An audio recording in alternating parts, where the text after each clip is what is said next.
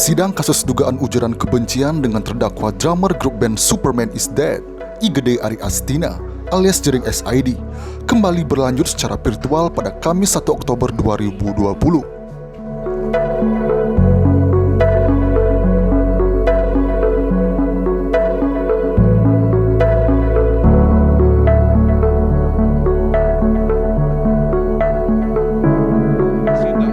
Sidang keempat ini mengagendakan tanggapan jaksa atas eksepsi yang dibuat oleh tim kuasa hukum Jering pada sidang sebelumnya.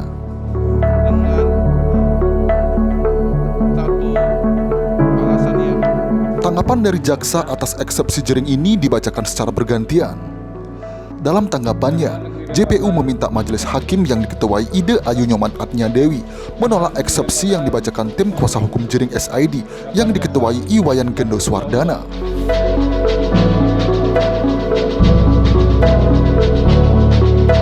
Pertimbangan JPU meminta hakim tidak mengabulkan eksepsi terdakwa karena eksepsi yang diajukan sudah masuk pokok materi atau perkara.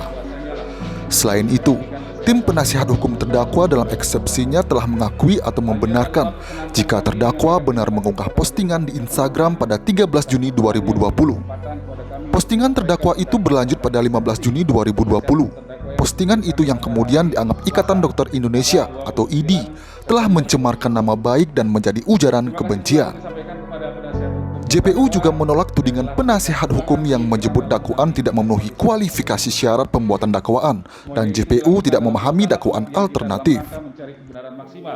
JPU Bagus juga menyangkal eksepsi yang menyebutkan perumusan dakwaan tentang perbuatan berlanjut tidak lengkap. Dijelaskan JPU, perbuatan berlanjut yang dimaksudkan dalam dakwaan adalah adanya perbuatan yang saling berkaitan satu sama lain dan sejenis yang ditujukan pada objek yang sama dalam perkara Akwo ID. Kami penuntut umum menyimpulkan bahwa materi keberatan dari penasihat hukum terdakwa sebagai berikut. 1. Dakwaan penuntut umum tidak dapat diterima karena dakwaan tidak memenuhi kualifikasi syarat pembuatan dakwaan. A. Penuntut umum tidak memahami dakwaan alternatif. B. Perumusan dakwaan tentang perbuatan berlanjut tidak lengkap. 2. Dakwaan penuntut umum kabur atau obscure libel. A. Ketidakjelasan siapa yang dimaksud oleh penuntut umum sebagai korban di dalam surat dakwaan. B. Pengaduan dan kedudukan atau legal standing pengadu tidak sah secara hukum. B1. Pengadu dan korban tidak mempunyai kedudukan. Sementara itu, JPU Niloh Putu Epi Widiarini mengatakan, tudingan penasihat hukum dakwaan kabur atau obscure libel juga tidak tepat. Sebab, JPU membuat surat dakwaan berdasarkan fakta-fakta termasuk alat bukti yang terungkap di dalam berkas perkara yang disajikan oleh penyidik. Penuntut umum keliru memuat kerugian material dan imaterial dan gagal menguraikan kerugian imaterial dan material yang ditimbulkan akibat perbuatan terdakwa. Dikatakan, dalam penyusunan surat dakwaan, JPU telah berpedoman pada pasal 143 ayat 2 huruf A dan B KUHAP dan Surat Edaran Jaksa Agung Republik Indonesia nomor SE strip 004-JA-11-1993 bahwa pernyataan penasihat hukum terdakwa dalam eksepsinya menyatakan yang dimaksud dengan Ikatan Dokter Indonesia adalah PBID, bukanlah ID wilayah Bali sebagaimana dalam postingan terdakwa tanggal 13 Juni 2020 dengan kalimat atau caption, "Saya nggak akan berhenti menyerang kalian @Ikatan Dokter Indonesia sampai ada penjelasan perihal ini," adalah tidak tepat karena berdasarkan anggaran dasar, anggaran rumah tangga Ikatan Dokter Indonesia yang termasuk dalam Ikatan Dokter Indonesia atau IDI adalah dokter warga negara Indonesia yang berijazah dan diakui oleh pemerintah Republik Indonesia. Berdasarkan uraian di atas, maka keberatan penasihat hukum terdakwa angka 2 huruf A dan B sudah sepatutnya ditolak. Keberatan penasihat hukum terdakwa angka 2 huruf C, D, E, F, dan G kami tanggapi sebagai berikut.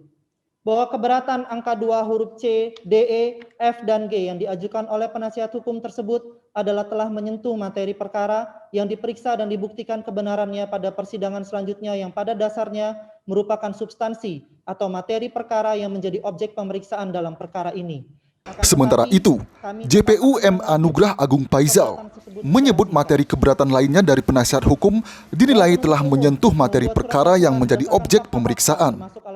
Berdasarkan hasil dari analisa rekan yang telah dibacakan oleh rekan-rekan, maka sampailah kami kepada kesimpulan atau penutup. Di bagian penutup, JPU Otong menegaskan, karena semua alasan keberatan penasihat hukum tidak berdasar, maka surat dakwaan JPU nomor register perkara 0637/Denpa /KTB strip TPUL /08/2020 tanggal 26 Agustus 2020 telah disusun secara cermat, jelas dan lengkap, serta telah memenuhi syarat-syarat formil dan material sesuai dengan ketentuan pasal 143 ayat 2 KUHP. Telah disusun secara cermat, jelas dan lengkap, serta telah memenuhi syarat-syarat formil dan material sesuai dengan ketentuan pasal 143 ayat 2 KUHP. 2. Menyatakan keberatan atau eksepsi dari penasihat hukum terdakwa tidak dapat diterima. 3. Memerintahkan penuntut umum untuk melanjutkan pemeriksaan perkara atas nama terdakwa I. Gede Aryastina alias Jering. Demikianlah pendapat ini dibacakan dan diserahkan kepada majelis hakim dan penasihat hukum terdakwa dalam sidang hari ini, Kamis tanggal 1 Oktober 2020. Hakim Ide Ayu akan membacakan putusan sela pada persidangan Selasa depan tanggal 6 Oktober 2020. Hingga putusan sela, sidang tetap digelar secara daring. Untuk selanjutnya, kepada penuntut umum tetap menghadirkan terdakwa pada hari persidangan yang sudah ditetapkan tadi, yaitu hari Selasa tanggal 6 Oktober ya, dengan agenda putusan sela dari majelis hakim. Sidang selesai ditutup